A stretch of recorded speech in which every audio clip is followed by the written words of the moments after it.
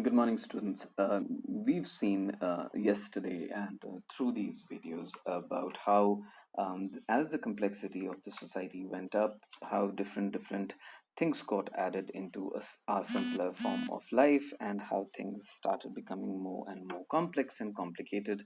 And one of them was different kinds of marriages which started happening. That is, as per the Hindu tradition, now we have eight forms of marriage. Then we came into different forms of gotras, whereby which that would determine the union between man and a woman, depending from whatever the different gotras they came from. So a lot of things actually started getting added into it, and we have taken Mahabharat as a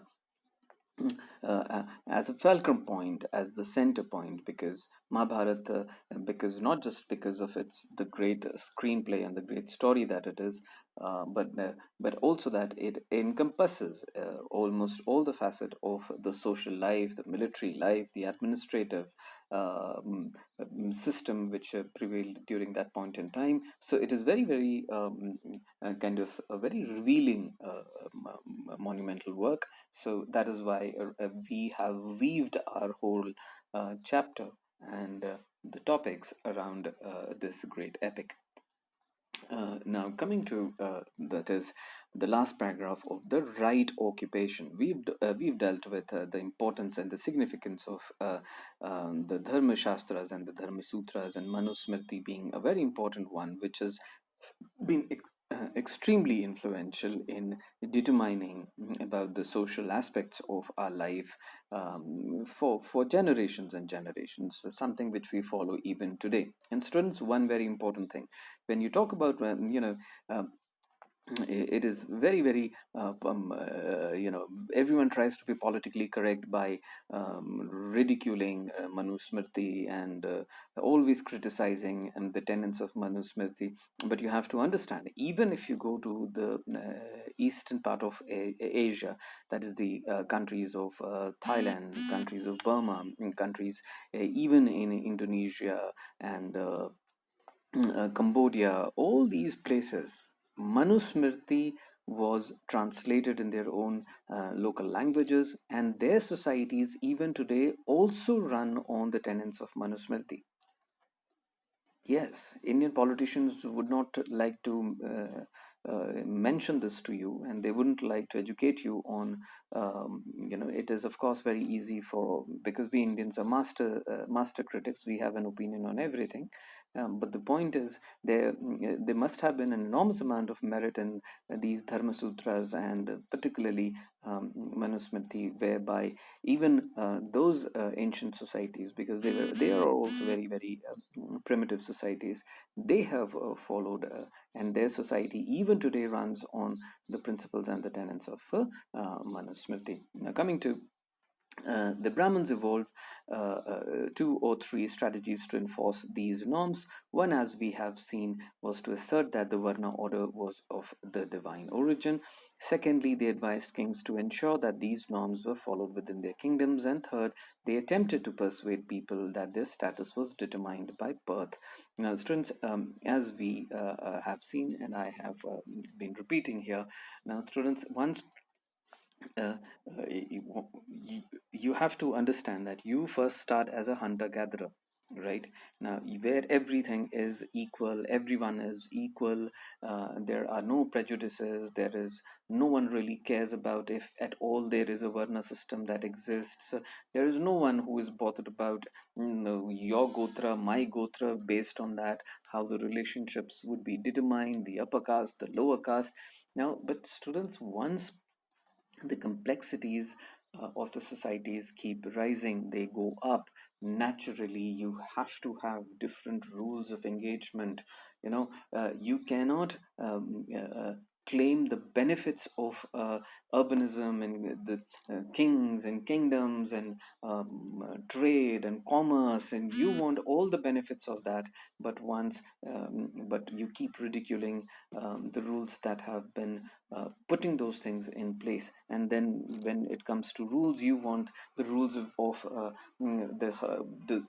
those times which prevailed during when your forefathers and my forefathers were hunters and gatherers and pastoralists. It doesn't work that way. The world doesn't work that way. You cannot be having all the privileges of the modern or the urban society, and then also want to have your one leg in the modern world and one leg in your hunting and the gathering world. The world doesn't work that way, right? So however, this was not always easy, so prescriptions were often reinforced by stories told in Mahabharata and other texts. Now students, prescriptions were often reinforced by stories. This is not the right word, students, in class. I wish I could have explained it, but just to give you an example, yeah, prescriptions. What is a prescription? Prescription, who issues prescriptions? It's the doctors who issue prescriptions, and they write the tests or the medicines which are good for you. That is what prescription is, right? That's what is prescribed, that is what is advised, the advice that is actually good for you. Right now, this is a very wrong word and term to use. The prescriptions were often reinforced, that what it is trying to tell you is that the upper caste, the Brahmins, they wanted to reinforce those stereotypes through these religious texts and the great epics, that whatever they were doing was a legitimate thing to do, and whatever they were doing was the right thing to do. But students, all of us have some fair amount of idea about Mahabharata. In this very epic, we have seen how Karna, throughout, though being the greatest of the great warriors, was throughout discriminated against, because he was always believed that he was a Sutputra, that is, someone who came from a lower caste, or his father was just a horseman, that is, he was just a Sarathi, right? And that is why he was always discriminated against. In the same Mahabharata, we've had accounts of whereby just because Iklavya happened to be an Adivasi or a Nishad, he had to lose his right thumb, and he had to give it to the Guru Dronacharya, because Dronacharya would not like to see any strong opponent who could in future challenge his favorite disciple Arjun. So these are not prescriptions at all. They are essentially, these same epics are telling you the disadvantages, the tyranny which a caste system can impose on people, irrespective of the fact that they would be very, very deserving people. But in spite of that, they are disadvantaged, they are discriminated against. There is a whole system which is ensuring that this tyrannical system, this very, very oppressive system, kind of continues. So this is not a prescription. They are also warnings that we should not be having a system whereby the best of the best, and any human being for that matter, is been discriminated just because he happens to be from a certain kind of background which he gets because of birth. No, because Karna was a ruler. He was Angaraj, he was a king, but still all his life he had to fight the stigma of being from a lower caste community, right? So these are not prescriptions, actually, students. You are in class 12 now, so you'll have to, I'm telling you these things so that you can also use a bit of your head. You should also have now the capacity to analyze certain things. Yes, please don't take everything by face value. Yes, and please go through these boxes. I don't want to read it because it is, the story of Eklavya and Dronacharya and all these things are already known to you. So it's now coming to non-Kshatriya kings. According to the Shastras, only Kshatriyas could be the kings. However, several important ruling lineages probably had different origins. The social background of the Mauryas, who ruled over large empire, has always been hotly debated. While later Buddhist texts suggest that they were Kshatriyas, Brahminical texts have described them as being of low origin. The Shungas and the Kanvas, the immediate successors of the Mauryas, were Brahmins. In fact, political power was effectively open to anyone who could muster support and resources and rarely depended on the birth as a Kshatriya. Like I just said, Karna was the ruler, right? And of Andhra Pradesh and other. There are accounts like now what is being mentioned here that the Nandas now essentially the Mauryas have been kind of Chandragupta Maurya was considered to be one from whose mother came from might have been someone from a higher caste, but his father definitely was not. And that is how it has been.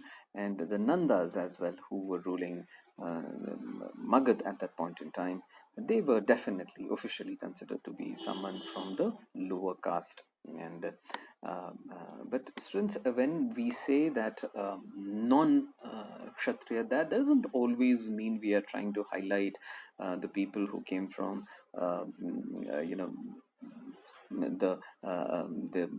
Shudras or the Vaishyas. Not always. It could also mean, at the same time, rulers who were Brahmins, right? India has had many very illustrious rulers who were Brahmins.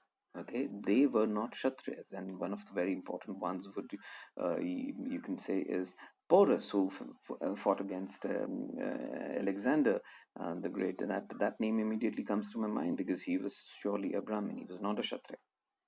Okay, and during this chapter, I'm sure they would suggest more names. Other rulers, such as Shakas, who came from Central Asia, were regarded as Malicha. Students, I don't know if you have heard this in Uttar Pradesh, but in many areas of Bihar and Bengal, anyone who is uncivilized, anyone who appears to be very rude and harsh in his manners and behavior, is sometimes branded as Malicha. And that is what it is mentioned here that the Shakas, because of their very aggressive way, because they came from Central Asia, now naturally must have been part of a tribe which was a very aggressive tribe and known for its aggression, and naturally that aggression must have been very helpful for them when they conquered a huge geography like northern part of India, and they were known as barbarians or outsiders by the Brahmins. However, one of the earliest inscriptions in Sanskrit describes how Rudradaman, the best known Shaka ruler, that is 2nd century, that is 200 years approximately after the birth of Christ, built Sudarshan Lake. This suggests that powerful Malechas were familiar with Sanskritic traditions. Students, you have to understand that it is not just, I've always said that if you happen to be a Kushan, if you happen to be a Shaka, you would not be able to rule over a foreign geography or a very distant geography if you just want to impose your will and your way of life and your culture into those people. You can't. It would just not work. You would be overthrown within a year or within 6 months, for that matter, or who knows, murdered. All the imperialists and the great rulers and the successful rulers, they always knew that you would have to be accommodative.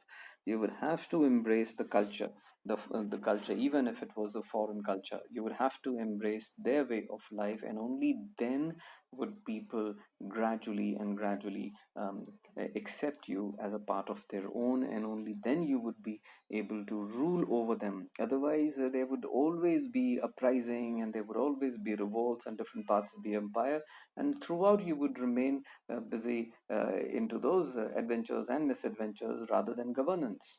So that is what it is, and people like Rudradaman understood that. That's what is being mentioned here, and we shall continue, students, tomorrow. Thank you.